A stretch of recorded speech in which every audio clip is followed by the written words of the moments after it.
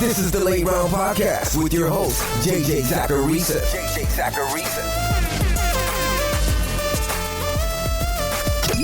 What's up, everyone? It's JJ Zachariason, the editor-in-chief at FanDuel and at NumberFire.com, and this is episode 240 of the Late Round Podcast, one of the many shows that are part of the NumberFire Podcast Network. Thanks for tuning in. So the draft is over. We have landing spots. I know that a lot of you listening to this probably want some sort of rookie rankings list, or you want a take on every relevant fantasy asset that was drafted this past weekend. And look, I promise you that over the next few months, I'll cover almost every worthwhile fantasy asset in one way or another. But today's a little bit different. I've done this for the last 2 years, or the only 2 years that this podcast has existed during the NFL draft, but instead of going pick by pick and giving a take, I like to sit back after the draft and try to read team intent. I try to read between the lines. Because while the player each team drafted is important, it's just as important to look at the general position teams decide to target and not target. It's important to see the type of draft capital these teams spent to get some of these players. We can learn a lot about how teams feel about their existing players just by analyzing not only who they drafted, but how they drafted. So today, we're going to go in that direction with the analysis. I'll reveal my rookie rankings next week, but it's important to go through this process before doing that. Before getting into things, though, I wanted to let you lovely listeners know that FanDuel's MLB Home Run Challenge is back. Enter the free Home Run Challenge contest any day from May 1st to May 30th, where you select any 3 hitters to hit home runs. If your entry has the highest total amount of home runs on the night, you'll win a share of $1,000. And if that's not enough, each daily winner will earn 1 entry into the $20,000 Home Run Championship on May 31st. For more information, visit FanDuel.com or download the app today. Eligibility restrictions apply. So from a fantasy perspective, there wasn't a whole lot that went down in the first round of the draft, but 2 wide receivers did fall off the board in Hollywood Brown and N'Keal Harry. Now, I wasn't surprised that Brown was the first wide receiver drafted, but I was pleasantly surprised that my top receiver in this class, N'Keal Harry, went to the Patriots at the end of the first round. Let's start with the Ravens, though. Now, Baltimore had objectively the worst wide receiver situation in football entering the draft. It was trash. So it's not shocking that they spent a first rounder on the position, and then they followed that up by taking another one in Miles Boykin in round 3. So they ended up spending 2 top 100 picks on wideouts when they had 3 picks in the top 100 in total. This is not great bob for both Boykin and Brown from a fantasy perspective. During the regular season, Baltimore receivers averaged 16.5 PPR points per game with Lamar Jackson under center. That's as a team. That was worse than 15 individual wide receivers. And it's because Lamar Jackson had issues throwing the ball, but more importantly, Baltimore was insanely run-heavy with Jackson under center last year. Volume drives this game, so a lack of volume makes those wide receivers not very valuable. That's why it's hard to even imagine a scenario where any Baltimore receiver comes close to 100 targets in 2019. So even though there is draft capital with both Brown and Boykin, they're not players I'm going to be targeting in fantasy football. Now, since I'm talking about the Ravens, I should add that Baltimore also took Justice Hill in the 4th round. Hill was the pick that came after Boykin for Baltimore. Now, I didn't talk a whole lot about Justice Hill on this podcast pre-draft, mostly because I didn't do a whole lot of talking about the running back class in general because it was weak. But Justice Hill, although he didn't have amazing college production, it was still pretty decent. And the dude can fly. He ran a 4.4 40. If you look at him, Marquise Brown, and Miles Boykin, the thing they have in common is that they're athletes who are incredibly fast. So as annoying as that Baltimore offense is likely to be because it's going to be so run heavy in 2019, they're at least going to run the offense with very, very legitimate athletes. So at least it's sort of fun. And in my eyes, you guys, Justice Hill immediately becomes a target in fantasy football. Definitely in Dynasty, but potentially in redraft as well. There's enough work to go around in that offense with running backs given the team's approach, and a 4th rounder for Hill isn't bad capital for a running back. He'll be a very nice complement to what they have in Gus Edwards and Mark Ingram, and if he hits, there's opportunity for more work. So he's actually the player that I'm most interested in from Baltimore, especially at his potential cost, not Brown and Boykin. And I should add that I do think that Hill might end up hurting Mark Ingram's receiving upside as soon as 2019. Now, regarding the other first-round wide receiver, I'm obsessed with the landing spot. I love N'Keal Harry on the Patriots. Before you make fun of New England's history with drafting wide receivers, I think that you should know that this is the first wideout that the team has taken in the first round since Terry Glenn in 1996. Bill Belichick wasn't even the head coach yet back then. Now, there's no doubt New England struggled with that position in the draft. They've been bad wide receiver talent evaluators. But they also haven't spent the type of draft capital that they spent on N'Keal Harry. And as you guys know, I love me some N'Keal Harry. And I think that he has a real shot to be productive in 2019 given the lack of weapons in that New England offense. And to this point, the Patriots didn't take another wide receiver and they also didn't take a tight end. Maybe they're planning on getting a veteran tight end in a trade, but this bodes well for the touchdown potential for those wide receivers on the team.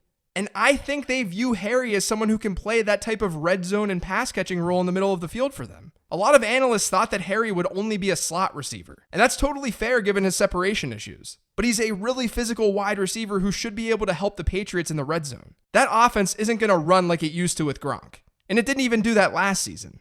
But I think that's an added bonus of what N'Keal Harry brings to the table. That physicality is big, and it's needed in that Patriots offense. So with the Patriots spending a high pick on a wideout, I'm expecting him to make an impact pretty quickly. As of today, N'Keal Harry is my 101 in rookie drafts. This class in general was fairly deep at wide receiver without a whole lot of studs. I think that you could argue that there weren't any studs. And that really showed us one thing in particular, that teams draft wide receivers for the types of roles that they play rather than their complete package as receivers. We already knew that this was the case. I just thought that this draft really highlighted it. There are so many different types of receivers that it's almost weird categorizing the position as just one position. Now, one team who really invested at wide receiver in this draft was San Francisco. They took Deebo Samuel, who was the 7th best wide receiver for me pre-draft, and they took him at the top of the second round. And it made a lot of sense for Kyle Shanahan because Deebo Samuel is someone who's going to create a lot of yards after the catch. He's a yak guy, and that works in Shanahan's offense. I was pretty surprised that with their very next pick, the 49ers then took Jalen Hurd. Now, Hurd's really, really versatile, but with plenty of needs, going back to wide receiver was a little odd for the 49ers, in my opinion. But I will say that Kyle Shanahan loves wide receivers who can do a lot of different jobs. I still think that Hurd is going to end up being a little bit more gimmicky than an every down player, though. Samuel is the guy that you want to target, and he could make an impact right away. Right now, my initial projection for Deebo Samuel was close to 80 targets. But I do think the moves by San Francisco signaled that they're not content with some of the existing talent on the team, which includes my boy Richie James and then Trent Taylor. Now, in the same division, the Arizona Cardinals went absolutely ham with wide receiver in this draft. They did need help because they had no depth, and they have Larry Fitzgerald who's ending his career soon. And Cliff Kingsbury and his new regime ended up getting 2 of my top 4 wide receivers in this class, in Andy Isabella in the 2nd round and Hakeem Butler at the top of the 4th. And then they also got Keyshawn Johnson in the 6th.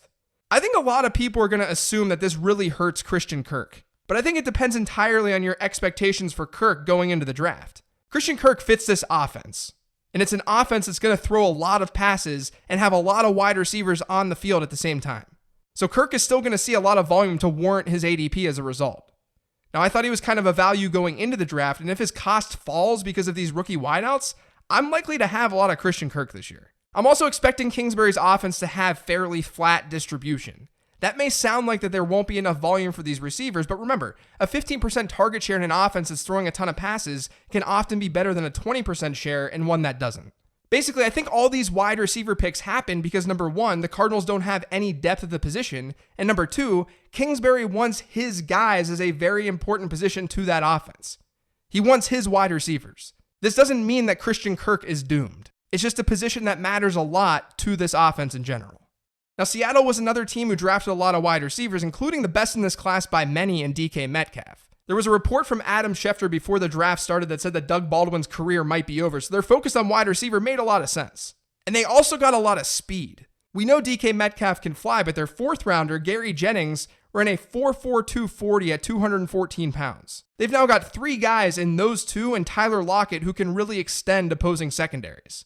All to set up the run, baby. But basically, of the teams that I just talked about, so Baltimore, New England, San Francisco, Arizona, and Seattle, there was a clear reason to get those wide receivers in one way or another. That wasn't necessarily the case for Tennessee. Not that they couldn't use another wideout, but the Titans spent their 51st overall pick on A.J. Brown, who was my 2nd favorite wide receiver entering this draft.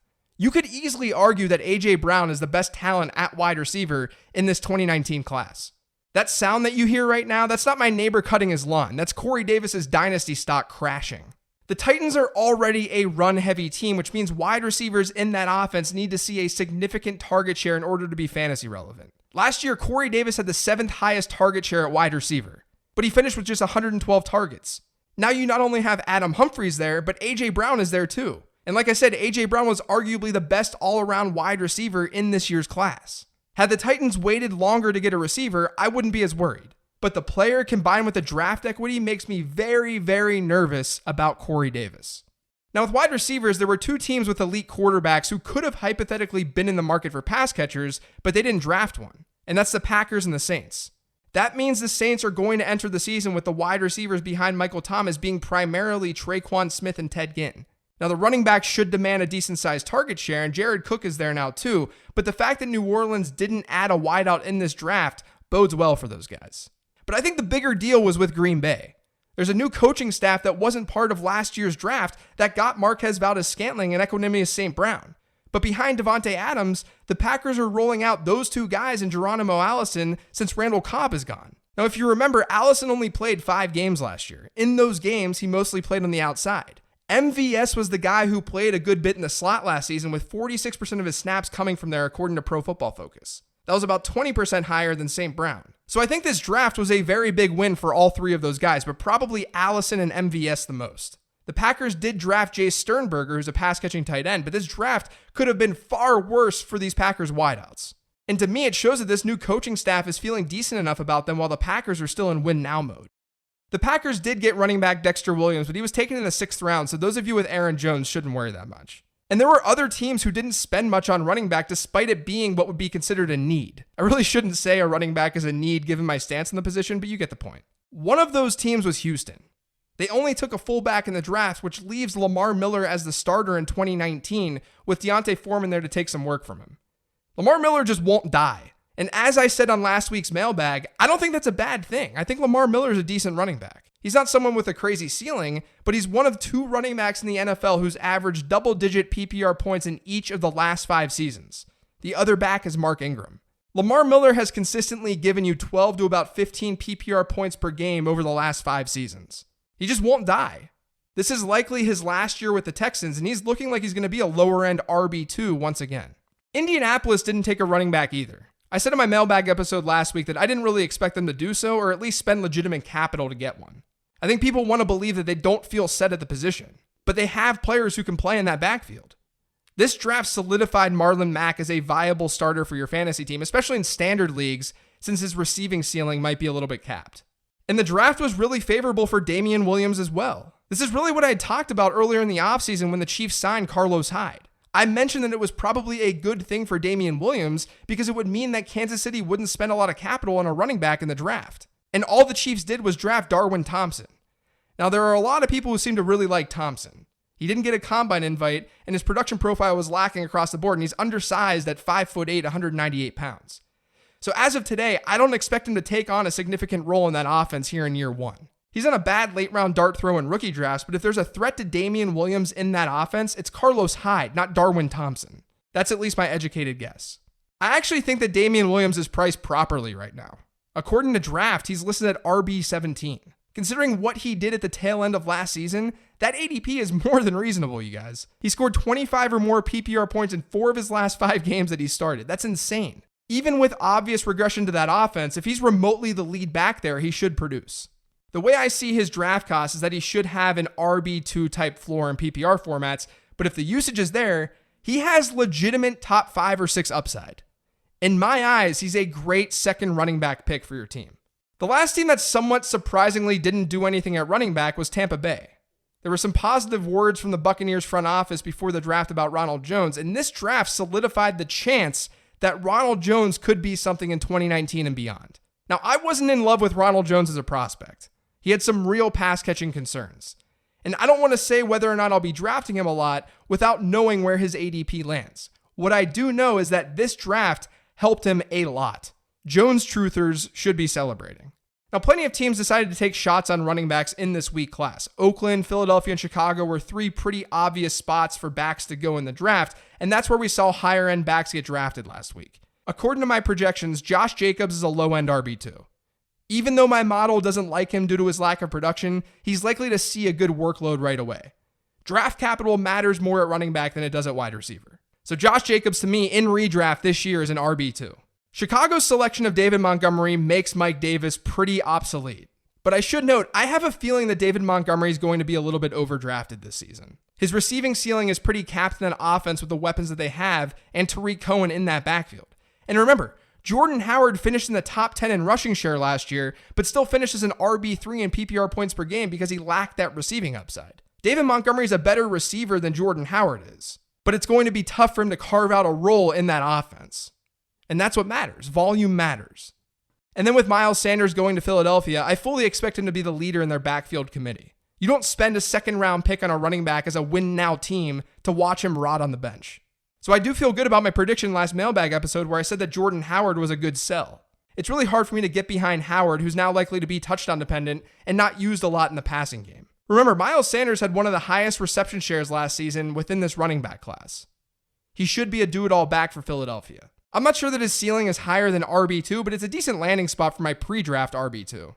Now, aside from Jacobs, Montgomery, and Sanders, there really weren't any running backs who went to spots where they'll likely produce in year one. We had Benny Snell go to Pittsburgh to act as a backup to James Conner, which, by the way, you guys, that's how we should read that pick. He's not taking James Conner's job. Damian Harris went to New England, which could hurt Sony Michel at least a little bit in 2019. There were just a lot of picks like that. Running backs who went to teams where they could potentially mean something in 2019, but it's not likely. The one pick I want to end today's show on is Darrell Henderson going to the Rams. That selection has huge fantasy implications.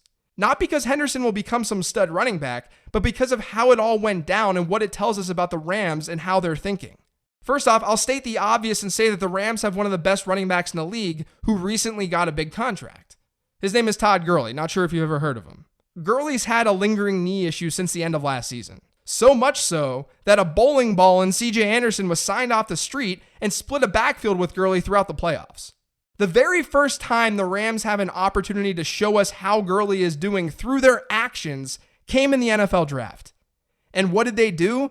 They not only drafted one of the best backs in this year's class in the early third round, but they traded up to get him. If you've got Todd Gurley and this doesn't scare the living hell out of you, then I don't really know what to say. This action is telling us, it's screaming at us that Todd Gurley isn't right. That even if he's able to play, it's very clear that he's never going to see the type of workload that he's seen over the last couple of seasons ever again. Darrell Henderson wasn't simply a draft pick for depth.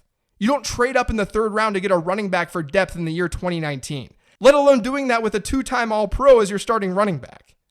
This is why we've got to look at these teams' actions. It's important. It can help you make smarter fantasy decisions. That's going to do it for today's show. Thanks to all of you for listening. If you've yet to subscribe to the Late Round Podcast, make sure you are by searching for it on iTunes, Google Play, SoundCloud, TuneIn, Stitcher, and Spotify. And if you're on iTunes, please do me a favor and leave a rating and review. And I can also be found on Twitter @LateRoundQB. Thanks, everyone. Talk to you later in the week.